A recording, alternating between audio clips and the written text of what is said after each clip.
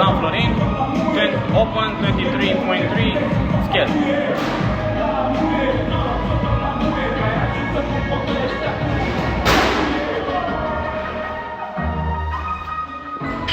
Trage un pic de ea. Așa. Bun.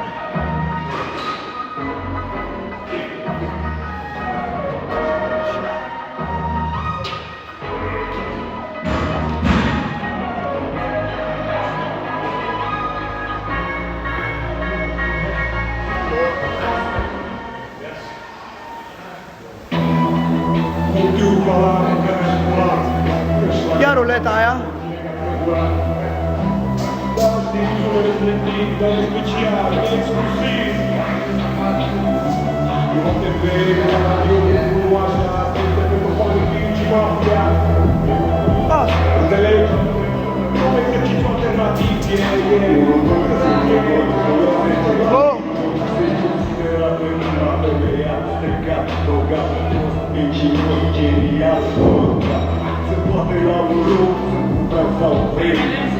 Primele ne fac 8-7, 4-4-3, cred că fac 6-6, dacă merg, ca una câte una, da. După aia, asta sunt. Go!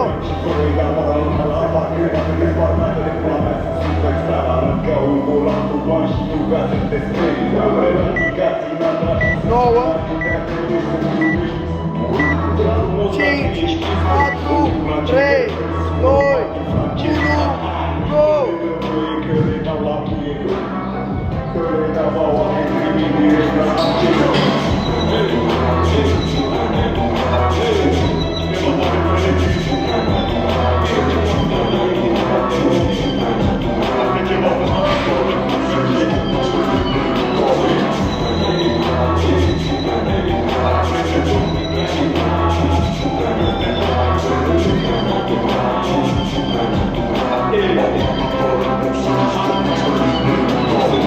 Original, sunt un star la fel ca Ringo. Vezi tu, pasta ai înțeles o gringo. Bravo bingo, dar tot mă piși pe tine. Următorii 15 ani să vorbești tot despre mine. Uituit, dar vreau să fac aplaudat. Să nu te după blocul rege, necontrolat. Tată, soț, un anonim celebru. Pe ecranul de color, îmbrăcat în lac și negru. Veselul fără cauză, sărană pentru om. Să strugă la stăpân sau lumină pentru om. Cadillac, un înger foarte clar. Oportunist, egoist, profesionist. Nepravac, divinist, fără șanse de scăpare. Vânzătorul de căcat sau o minte scripitoare. Mai etichetat, reprezentant pasul culturii. Și noastră ți-a rămas priviți, nu poți în dreptul.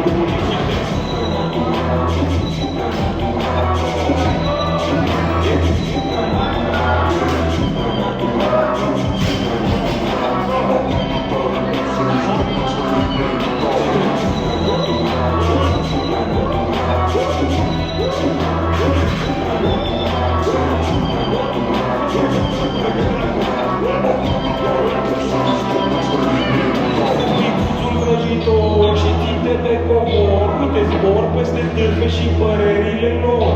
Sunt casul sănătos, un jigos politicos și apele prietenos, iubita până la oră. Scârboc, aproape un artist, sunt poet, afacerist, host de note comunist. S-o la modă, ia că sunt și terorist, dar nu-i tot caraplagări, sunt la dracu ajunge atât. Un pilot, eroul din popor, sunt un tragiator, că nu mișcă statul lor. Sunt revoluționar, obsedat violator, că văd că apăr, fac ce fac și fac cu natura lor. Țilopat, sunt țăranul educat, sincer, recunosc că am și mâncat căcat, dar sunt tito parolii și acum nu o să neg faptul că de sub 19 ani e posibil să cântați.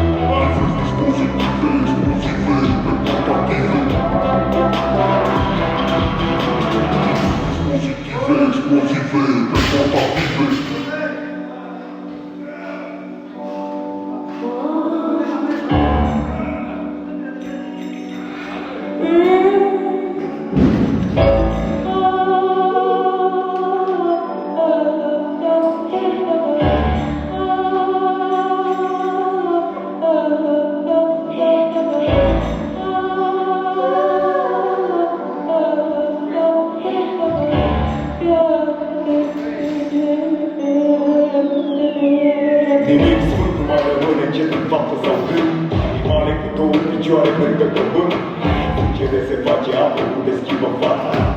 Ești rănit de oameni pentru care ți-ai dat viața. Răul ei intră în casa ta și ți-ai secundă cu ură familia. Fenomene, reacții, gesturi extreme, sentimente tâmpite, alcool, ceva lovere. Și cred în Dumnezeu și am păcatele mele. Îți spun, nu înțelegi aici, n-a venit să dau stele. Nu caut mântuire, nu mă schimb, nu sunt un sfânt. Și văd lucruri care nouă, care lasă bunul. Și omoară că ei n-are copii, fără cuvinte. Îi puțin spus despre ei, să audă ce au în minte. Mă întreabă o mamă fără copii, ce simte. Și o să răspundă și găsește de cuvinte.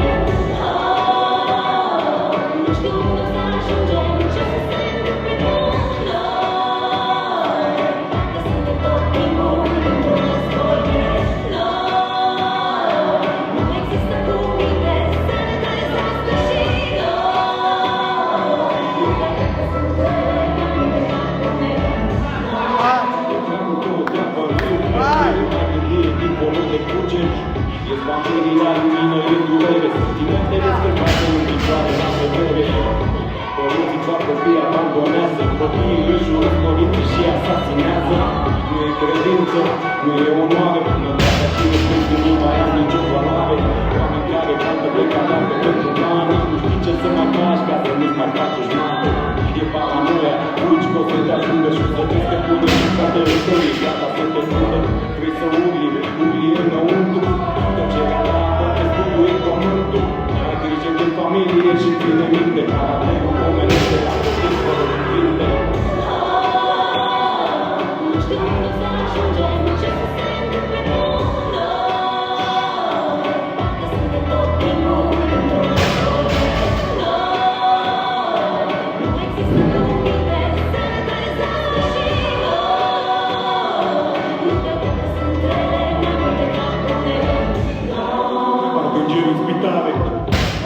Răcii dansează în catedrale.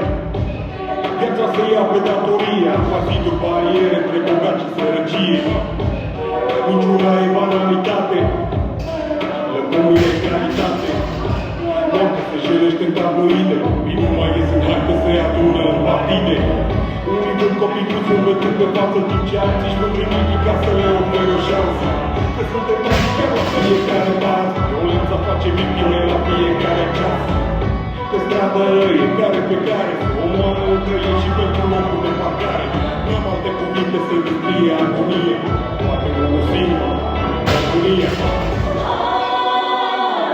Nu știu unde să ajungem, ce să se întâmple cu noi. Dacă suntem tot timpul într-un război între noi. Nu există cuvinte să ne dezească și noi.